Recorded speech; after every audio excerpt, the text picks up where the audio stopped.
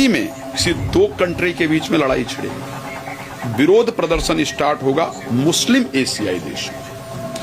मार्च में America, Israel, Iran, Britain और बांग्लादेश और पाकिस्तान में हालात बहुत ज्यादा बिगड़ेंगे। इसमें यूएस भी शामिल होगा, अच्छा, इजराइल भी शामिल होगा और उसके साथ साथ ब्रिटेन, बांग्लादेश और पाकिस्तान भी होगा।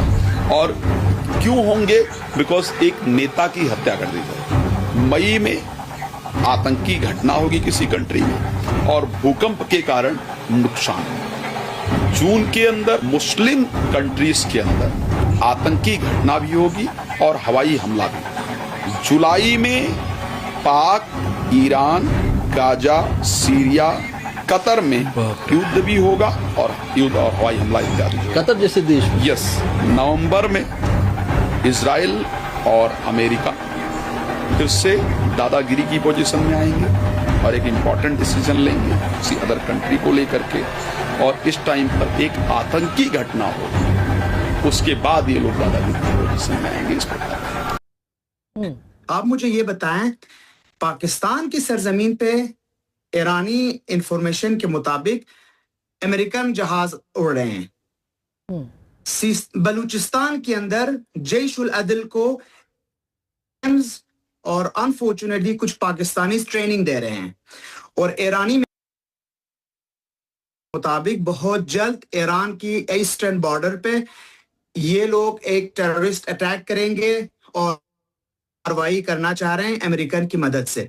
इस बात में कितनी सच्चाई है, आप काइंडली अपने पैनलिस्ट से जरा पूछ लें। अच्छा, यानी आपका ख्याल है कि एक कोशिश की जा रही है कि पाकिस्तान को इस जंग के अंदर इन्वॉल्व किया जाए और साजिश की जा रही है। ये ईरानी मीडिया और ईरानी थिंक टैंक्स के पास इंफॉर्मेशन मौजूद है।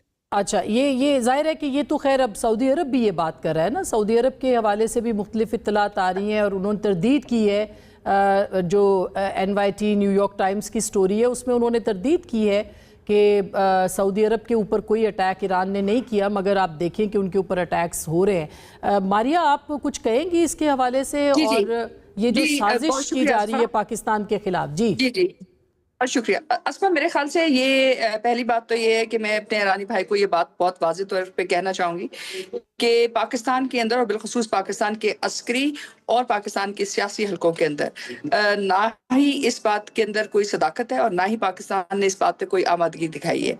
दूसरी बात यह है कि जैश उल अदल की जहाँ तक बात है, ये कोई आज के बयानिया नहीं है ईरान की तरफ से, ये बहुत पुराना बयानिया है। पाकिस्तान ने इस वक्त जो अफगानिस्तान के साथ जो जंग की है उसकी एक बुनियादी मकसद भी ये था कि हम नहीं चाहते थे कि अफगानिस्तान की सरजमीन बिलखसूस जो आइसिस के वहाँ जो दहशतगर्द मौजूद हैं उनके ज़रिए पाकिस्तान के अंदर बिलखसूस बलूचिस्तान के अंदर या KP के अंदर या किसी भी इलाके के अंदर किसी किस्म की इस किस्म की फ़िरका वाराना या किसी किस्म की कोई भी कार्रवाई जो गैर रियासती अनासर है उनके ज़रिए ईरान पे की जाए। दूसरी तरफ इस वक्त पाकिस्तान और ईरान के दरमियान जो ताल्लुकात हैं अस्करी सतह के ऊपर भी और सियासी सतह के ऊपर भी मुस्तहकम है। और तीसरी तरफ ये आप जानते होंगे कि पाकिस्तान ने हमेशा ईरान इराक जंग के अंदर भी और इस वक्त भी जो है ईरान के लिए जो रास्ते हैं वो हर तरह की इमदाद के लिए जो है ना सिर्फ खुले हुए हैं बल्कि उसके साथ साथ बेहतरीन अपने जो आप एक तरह से कह सकते हैं ताल्लुकात के लिए वहाँ मौजूद है। रही बात यह कि क्या अमेरिका पाकिस्तान के जरिए आके ये काम करना चाहेगा और पाकिस्तान इस बात की इजाजत दे देगा, तो ये नामुमकिन है और इसमें कोई सदाकत नहीं है। अगर कोई ऑपरेशन अगर करेगा अमेरिका, तो अमेरिका अफगानिस्तान की सरजमीन से करेगा और अफगानिस्तान की सरजमीन से करते हुए जो बलूचिस्तान का इलाका अफगानिस्तान का जो ईरान के साथ मिलता है उधर से करेगा और उसके अंदर हिंदुस्तानी या अफगानी बाशिंदे जिनको ईरान जो है बहुत अरसे तक जो है सपोर्ट भी करता रहा है उनकी तरफ करेगा। क्योंकि इस वक्त जितने ताल्लुकात हैं पाकिस्तान और ईरान के, आप उनको कह सकते हैं एक तरह से मसाली सतह के ऊपर है, बिलखसूस अस्करी सतह के ऊपर। तो ये बात गलत है और उसमें कोई ताकत नहीं है।